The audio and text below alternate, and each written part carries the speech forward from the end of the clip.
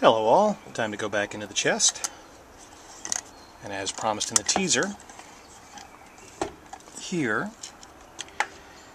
is one of the best made Sonics ever.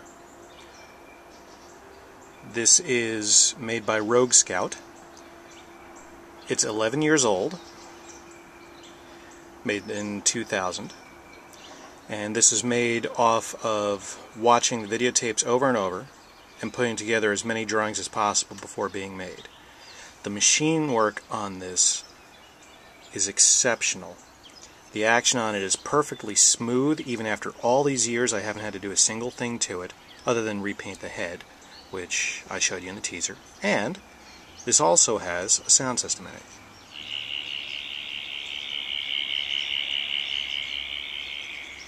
It's the same sound system as in the Parks Custom. The only difference is that the sound aperture on this one is hidden, so it's not nearly as loud.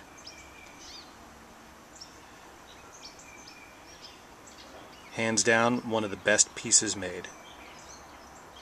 And very rare. There's only 13 of these in the world.